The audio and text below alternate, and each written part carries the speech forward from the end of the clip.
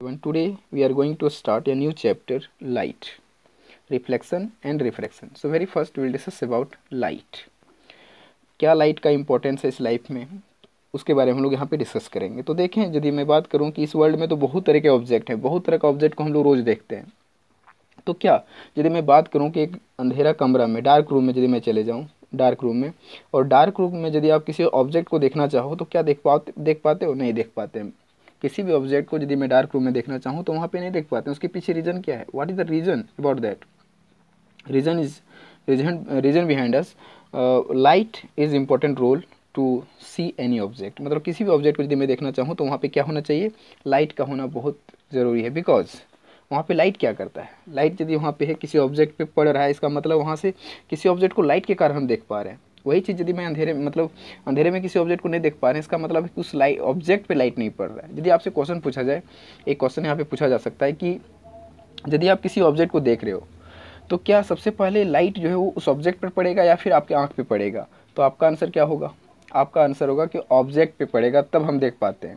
उसके पीछे यदि आपको, जैसे दिन में तो पता नहीं चलता आपको कि क्या हमारे आंख पे पड़ रहा है या ऑब्जेक्ट पे पड़ रहा है, बट रात में तो आप समझ सकते हो कि मान लो किसी ऑब्जेक्ट को हम देखना चाहते हैं तो उसके लिए क्या करते हैं? टॉर्च हम आगे जलाते हैं, ना कि आँख में जलाते हैं। आगे जलाते हैं तब जो ऑब्जेक्ट पे लाइट पड़ता है, ऑब्जेक्ट से रिफ्लेक्शन होकर के हमारे आँख में वो लाइट रिफ्लेक्ट होकर एंटर करता है, तब जा करके उस ऑब्जेक्ट को हम देख पाते हैं। ठीक है, तो यहाँ पे कह सकते हैं कि लाइट का रिफ्लेक्शन ही हमारा किसी भी ऑब्जेक्ट को देखने में हेल्प करता है। ठीक है, अब यहाँ पे मैं बात करूँ कि रिफ्लेक्शन ऑफ लाइट जो है वो रिसीव करता है हमारा आँख को। तो यहाँ तक समझ में आ गया आपको? अब यदि मैं बात करूँ वंडरफुल फेनोमेना के बारे में, कि यहाँ पे जैसे क्या है ना कि इस वर्ल्ड में बहुत वंडरफुल फेनोमेनाज है, डिफरेंट डिफरेंट फेनोमेनाज को हम लोग देखते हैं। जैसे क्या? Formation of image. Formation of image, कोई इमेज बनता है तो उसका रीज़न क्या है? उसके पीछे रीज़न क्या है? इमेज यदि बनता है तो किस किस कारण से बनता है? तो इमेज, जैसे हम लोग मिरर देखते हैं, तो मिरर को देखते हैं तो वहाँ पे क्या होता है कि मेरा इमेज मिरर में आपको दिखता है, अपना इमेज आपको मिरर में दिखता है। तो ये ब्यूटीफुल वंडरफुल फेनोमेना एक आपका आ जाएगा, image formation by mirrors. And second one आपका आ जाएगा twinkling of stars. Twinkling of stars, आपको क्या होता है? रात में देखना कि जो स्टार्स है वो आपको टिमटिमाता हुआ नजर आएगा, ट्विंकलिंग ऑफ स्टार्स। ठीक है, ये सब आएगा तुम्हारा किसमें? वंडरफुल फेनोमेना में। Third one rainbow, formation of rainbow. जब बारिश होती है तो आप देखना कि सनलाइट यदि आपके पीछे है, हमेशा रेनबो जब भी बनता है तो उस समय सनलाइट हमारे पीछे होना चाहिए, उसके अपोजिट डायरेक्शन में हमको रेनबो का फॉर्मेशन दिखता है। मतलब रेनबो तभी आपको दिखेगा जब आपके पीछे सनलाइट हो। तो ये एक वंडरफुल फेनोमेना है यहाँ पे। तो ये सब के बारे में सब डिस्कस करेंगे इस चैप्टर में हम लोग। और फोर्थ वन है bending of light by a medium.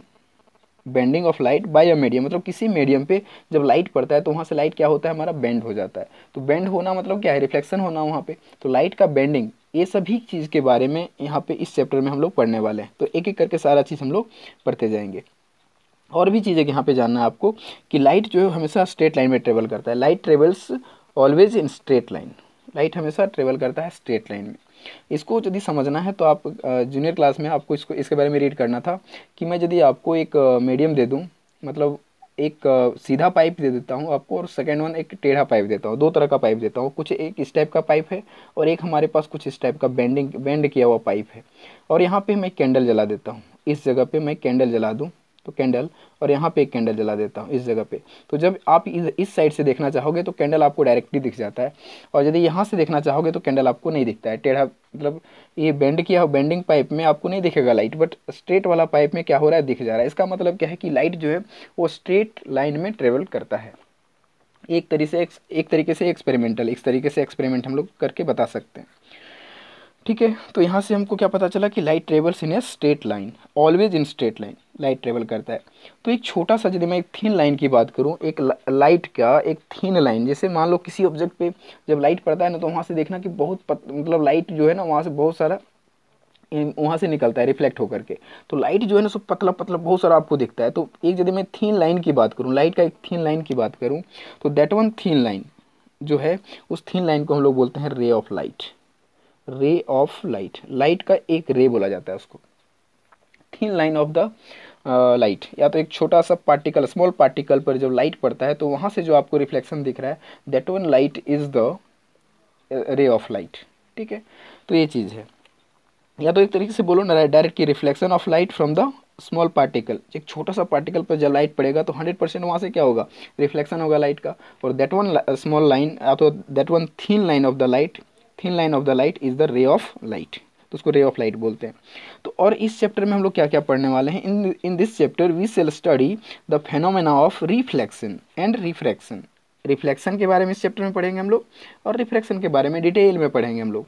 Of light using the straight line propagation of light, मतलब यहाँ पे जितना भी चीज़ हम लोग पढ़ने वाले हैं सब straight line of the light के लिए पढ़ने वाले हैं। वेव नेचर यहाँ पे नहीं पढ़ने वाले हैं, पार्टिकल नेचर हम लोग नहीं पढ़ने वाले हैं। हम लोग यहाँ पे लाइट का के स्ट्रेट लाइन पाथ को, मतलब लाइट तो हमेशा हम लोग जानते हैं कि स्ट्रेट लाइन में ट्रेवल करता है, बट क्या होता है ना कि जब हायर एजुकेशन आप में पढ़ोगे, जब क्लास 12 में पढ़ोगे, तो आपको वहाँ पर पता चलेगा कि लाइट जो है सो लाइट वेव के फॉर्म में भी ट्रेवल करती है। बट अभी हम लोग को यहाँ पे लाइट का वेव फॉर्म नहीं पढ़ना है। हम लोग अभी यहाँ पे जो पढ़ने वाले हैं इस चैप्टर में, वो सिर्फ हम लोग स्ट्रेट लाइन, जब लाइट जो है सो स्ट्रेट लाइन में जब ट्रेवल करे तो उसी के बारे में पढ़ना है कि लाइट यहाँ हमेशा, आपको जितना भी रीड करना है आपको यहाँ पे आपको बताना है कि लाइट जो है, लाइट रे ट्रेवलिंग इन स्ट्रेट लाइन। तो स्ट्रेट लाइन के लिए हम लोग इस चैप्टर में पूरा पढ़ेंगे। ठीक है, तो चलो अब बात करते हैं हम फर्स्ट टॉपिक रिफ्लेक्शन पे, रिफ्लेक्शन ऑफ लाइट पे। इस पे हम लोग डिस्कस करेंगे पूरा आज। तो रिफ्लेक्शन ऑफ लाइट क्या है, इसको हम लोग सबसे पहले समझ लें। Reflection of light, this one, इस पर हम लोग डिस्कस करेंगे। और किसके लिए डिस्कस करेंगे, प्लेन मिरर के लिए सबसे पहले हम लोग डिस्कस करेंगे, क्योंकि जानते हैं कि रिफ्लेक्शन ऑफ लाइट जो है वो सभी मिरर के लिए पॉसिबल है। बट सबसे पहले हम लोग देख लेते हैं कि रिफ्लेक्शन ऑफ लाइट क्या है। तो यहाँ पे रिफ्लेक्शन ऑफ लाइट का मतलब है कि यदि किसी पॉलिश सरफेस पे, हाईली पॉलिश सरफेस पे, या तो बोल सकते हो मिरर पे, जो लाइट यदि उस पर एंटर करता है, लाइट उस पर स्ट्राइक करता है, एक लाइट रे यदि उस पर स्ट्राइक करता है, तो वहाँ से क्या होता है, उस लाइट का बाउंसिंग बैक होता है। That one bouncing back of the light is called reflection of light. मान लो कि यहाँ पे हमारे पास एक मिरर है कुछ इस टाइप से, और इस पर क्या है कि लाइट कुछ इस तरीके से इंसिडेंट हुआ, यहाँ पे इंसिडेंट हुआ, लाइट यदि एंटर कर रहा है इस पे, इस सरफेस पे, पॉलिश सरफेस पे जब एंटर करता है तो इसको बोलते हैं इंसिडेंट रे। ठीक है, और जब ये बाउंसिंग, इसका बैक जब यहाँ से यदि ये आएगा, टकराएगा, तो 100% यहाँ से क्या होगा, यहाँ से रिफ्लेक्ट होगा, मतलब बाउंसिंग बैक होगा, बाउंसिंग बैक बोला जाता है इसको। तो this one is the bouncing back is called reflected तो रिफ्लेक्शन बोल सकते हो। Bouncing back of the light is called reflection of light. कोई भी लाइट जब किसी भी ऑब्जेक्ट पे इंसिडेंट होता है और फिर वहाँ से बाउंसिंग बैक होता है, that bouncing back of the light is called reflection of light. Okay, तो ये चीज़ हम लोग यहाँ पे समझ गए कि रिफ्लेक्शन ऑफ लाइट क्या है, bouncing back of the light from या मीडियम, फ्रॉम या शार्प, फ्रॉम या polished medium, then we can say this one phenomena, this one happening is called reflection of light। ठीक है, तो ये चीज़ है। और हम लोग इससे रिलेटेड जानते भी हैं, क्लास 8 में हम लोग रिफ्लेक्शन ऑफ लाइट के बारे में पढ़े भी हैं। You are already familiar with these topics, so फिर भी हम लोग डिस्कस कर लेते हैं, क्योंकि 8 क्लास और अभी 10 क्लास में आ गए हो, बीच में आपका 9 क्लास आ गया, तो उसके बारे, इस चीज़ के बारे में वहाँ पे रीड करना नहीं था, इसलिए हम लोग उसके बारे में डिस्कस यहाँ पे कर लेते हैं। तो यदि मैं यहाँ पे लॉ की बात करूँ, रिफ्लेक्शन क्या हुआ, reflection of light is the bouncing back of the light. अब यहाँ क्या है ना कि हम लोग इसके लॉज के बारे में जानते हैं। There are two laws of reflection of light, there are two laws of reflection of light. तो दो लॉज है इसका। तो यदि मैं एक प्लेन मिरर ले लूँ, या तो स्मूथ सरफेस ले लो या प्लेन मिरर ले लो, जो भी, इस तरीके से हम एक सरफेस ले लेते हैं, स्मूथ सरफेस। और यहाँ पे क्या है कि लाइट कुछ इस तरीके से इंसिडेंट होता है हमारा, और फिर इसे इंसिडेंट होने पे क्या होता है, ये रिफ्लेक्ट होता है कुछ इस टाइप से।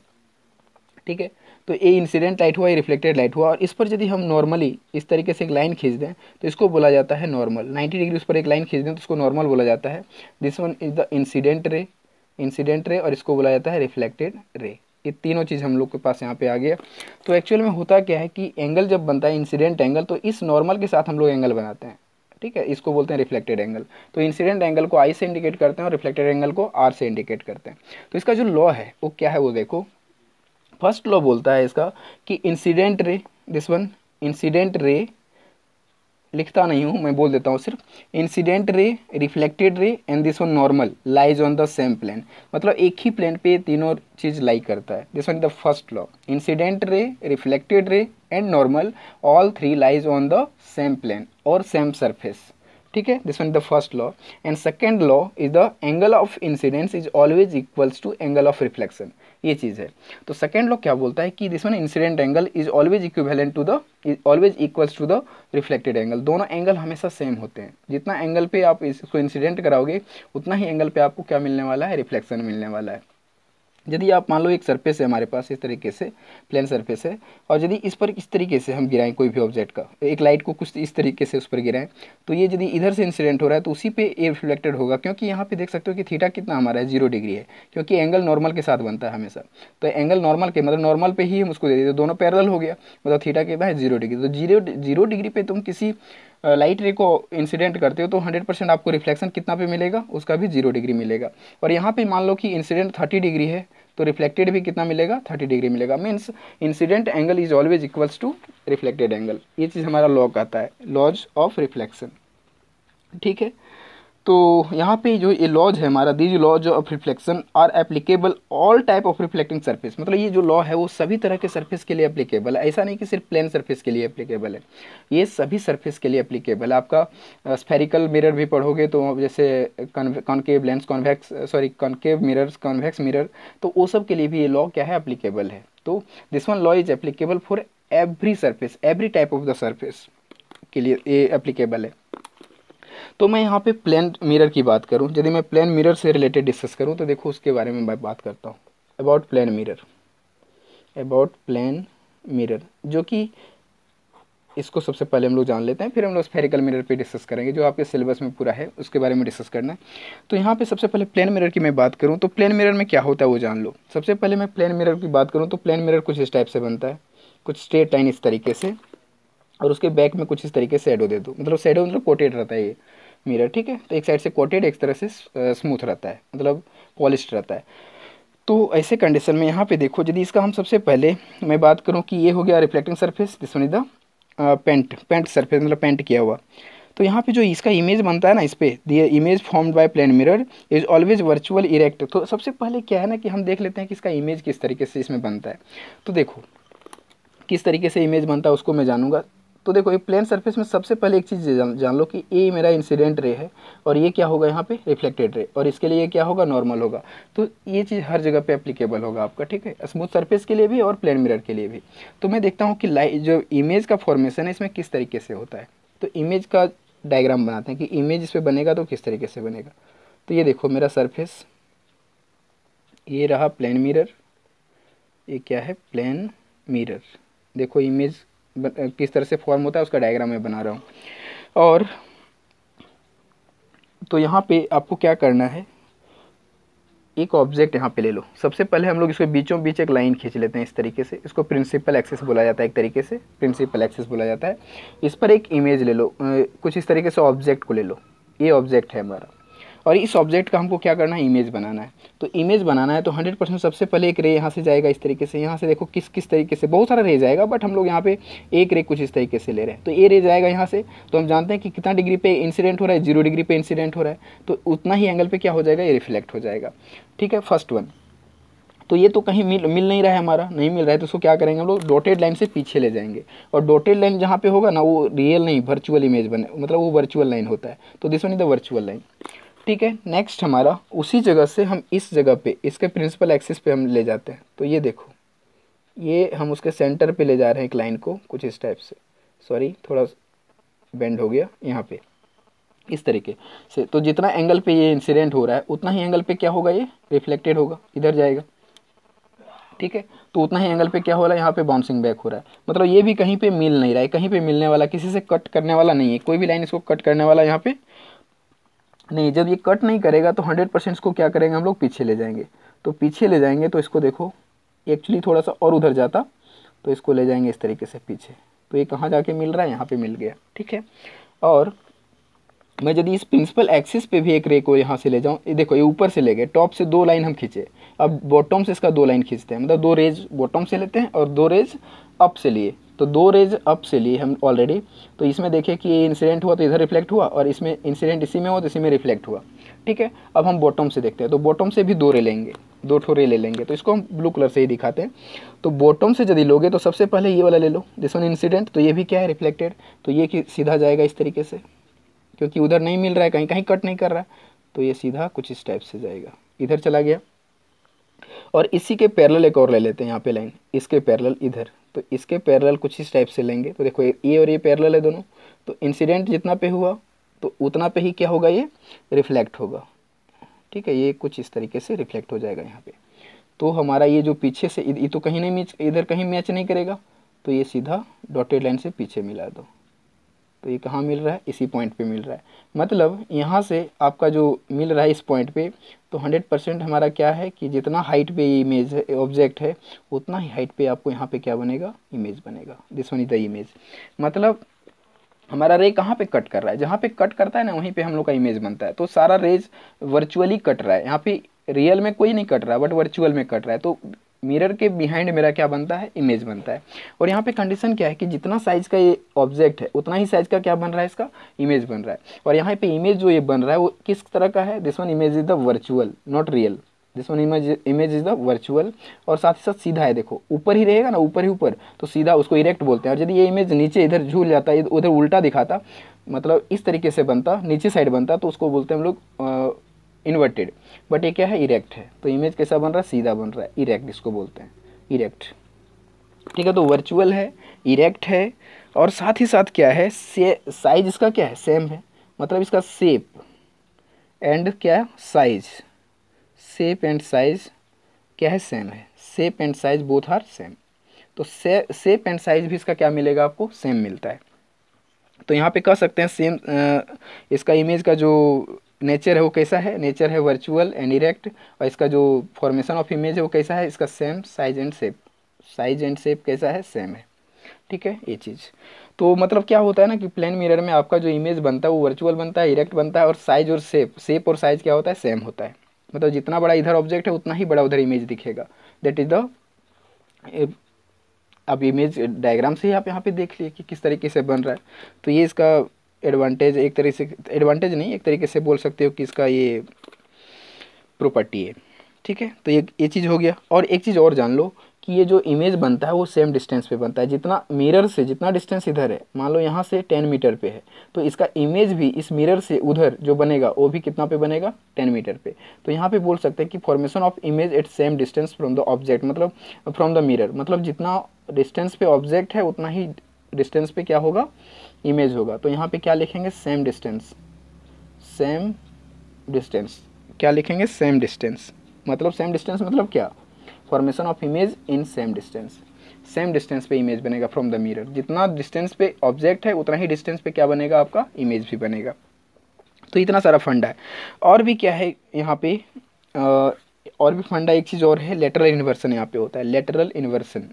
एक चीज़ और होता है यहाँ पे, लेटरल इन्वर्सन। एक चीज़ ये भी बहुत इंपॉर्टेंट है आपके लिए, लेटरल इन्वर्सन होता है इसमें। ये इसमें ही सिर्फ नहीं होता है, सभी मिरर में होता है। तो इसमें भी क्या होगा, लेटरल इन्वर्सन। लेटरल इन्वर्सन का मतलब क्या है ना कि आप जब मिरर में देखोगे तो आपका दायां हाथ बायां लगेगा और बायां हाथ दायां लगेगा। ठीक है, इस तरीके से फील होता है आपका। तो that one is the lateral inversion. कोई भी ऑब्जेक्ट को जब यहाँ पे तुम खड़ा कर दो इधर, तो आपका दायां जो है हाथ, दायां साइड है वो बायां दिखेगा, और जो बायां साइड है वो दायां दिखेगा। इसी को हम लोग बोलते हैं लेटरल इन्वर्सन। लेफ्ट को राइट, राइट को लेफ्ट, ऐसा फील होगा, उस तरीके से आपको वहाँ पे दिखेगा। तो that one will is the lateral inversion. ठीक है, तो दायां हाथ बायां आपको फील होगा, आप इसको प्रैक्टिकल करके देख सकते हो। तो कुछ इस टाइप से आपको वहाँ पे दिखेगा। अब हम लोग एक क्वेश्चन पे आते हैं कि यदि इस तरीके से है तो इस पर क्वेश्चन देखो, न्यूमेरिकल क्वेश्चन एक देखते हैं इस पर हम लोग। तो क्वेश्चन क्या है, एक प्लेन मिरर पे ही आपको एक क्वेश्चन दे रहा हूँ मैं।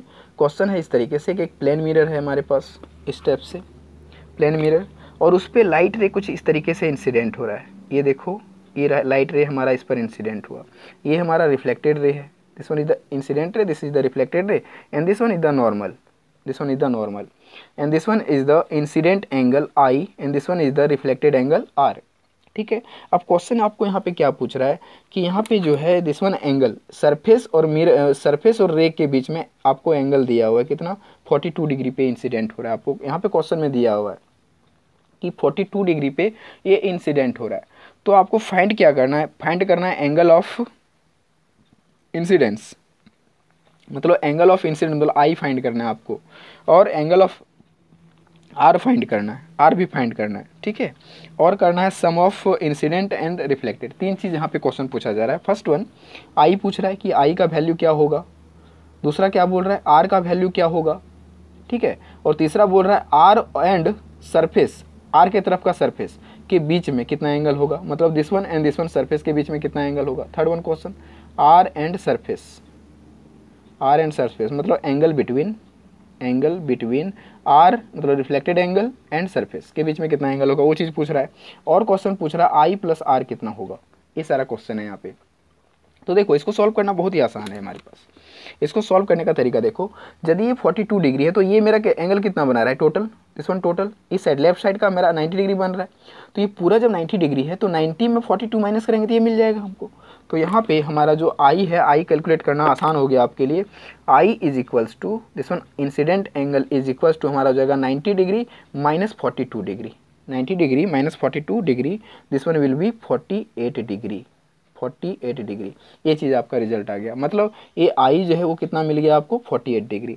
तो हम जानते हैं कि law according to law of reflection जितना पे इंसिडेंट होता है उतना पे ही क्या होता है, रिफ्लेक्शन होता है। तो यदि आई आपको 48 आया तो आर भी क्या मिलेगा आपको 48 ही मिलेगा। तो this one will be 48 degree. तो दोनों 48 मिल गया हमको, ठीक है। तो अब हमको कैलकुलेट करना है दिस वन एंगल। अब क्वेश्चन में ये पूछ रहा है कि angle between r and surface, i मिल गया आपको, आर मिल गया, दोनों सेम 48 डिग्री। अब आपको पूछा जा रहा है कि दिस वन एंगल, ये एंगल कितना होगा सरफेस और आर के बीच के एंगल, मतलब ये वाला rays reflected rays and surface के बीच में कितना एंगल है। तो ये भी सेम होगा, क्योंकि देखो यदि मैं देखूं कि दिस वन एंगल जितना एंगल पे इंसिडेंट उतना पे रिफ्लेक्टेड, तो जितना एंगल ए वाला है 42 डिग्री तो ये भी उतना ही होगा मेरा। सब कैलकुलेट करके देख लो आपको 180 डिग्री मिल जाएगा, ठीक है। तो ये तरीका है कैलकुलेट करने का। तो यहाँ पे जितना इधर का सरफेस पे एंगल बनाएगा उतना ही इधर का सरफेस पे एंगल बनाता है, दिस इज द रूल।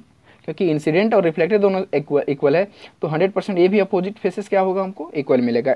आप मैथ तो पढ़ते हो, मैथ में तो इस तरीके से बहुत आप कैलकुलेट करते होगे। अब नेक्स्ट क्वेश्चन है सम ऑफ आई प्लस आर। तो आई प्लस आर आपको कैलकुलेट करना है। तो आई कितना हमारा 48 डिग्री है और आर कितना है 48 है। तो 48 डिग्री प्लस 48 डिग्री कितना हो जाएगा 96 डिग्री, ठीक है। तो देखो ये 96 दोनों मिला के आया, तो 96 चलो हम यहाँ पे कैलकुलेट करके भी दिखा देते हैं 96 डिग्री। और ये 42 प्लस 42 कितना हो जाएगा, 42 प्लस 42 आपका आ जाएगा 80 और 84 आ जाएगा। तो दिस वन 80, 6 4 10 और 9 and 8 कितना आएगा 9 8 और 16 17 180 आ गया आपका टोटल। तो कुल मिला के 180 डिग्री हमको इस तरीके से मिल जाता है। तो इस तरीके से आपको एंगल कैलकुलेट करने के लिए दे सकता है इसमें, ठीक है। तो आज हम लोग पढ़े एंगल ऑफ इंसिडेंस। और एक क्वेश्चन और आपको पूछा जा सकता है कि यदि कोई भी इस प्लेन सरफेस पे कोई भी ऑब्जेक्ट यदि इंसिडेंट हो रहा है कुछ इस तरीके से नॉर्मली यदि इंसिडेंट हो रहा है तो जो रिफ्लेक्टेड एंगल होगा उसका एंगल क्या होगा। तो नॉर्मली हो रहा है इसका मतलब यहाँ पे 100% क्या है थीटा क्या मिलेगा यहाँ पे, मतलब इंसिडेंट आई मिलेगा हमको 0 डिग्री, बिकॉज नॉर्मली यदि इंसिडेंट हो रहा है तो आई कितना मिल रहा है 0 डिग्री। क्योंकि नॉर्मल पे देखो ये इसको हम यदि इस तरफ खींच के ले जाएं, मतलब इसका एंगल क्या होगा धीरे धीरे कम होते होते इस नॉर्मल पे आ गया, सीधा आ गया। तो नॉर्मल पे आया तो एंगल कितना बनाएगा 0 डिग्री। मतलब when ray of light incident normally then incident angle will be 0 degree, then 100% reflected angle also will be 0 degree. जितना एंगल पे इंसिडेंट होगा उतना पे ही क्या होगा रिफ्लेक्ट होगा। मतलब एक किसी भी बॉल को तुम जमीन पे इस तरह उछालो तो उसी डायरेक्शन में हमारा आता है, मतलब incident angle and reflected angle both will be same. तो ये कंडीशन है। आप एक बॉल को लेकर के रे के साथ कंपैरिजन कर दो तो आपको सारा रिजल्ट मिल जाएगा। So this is all about of the today lecture. So thank you for watching.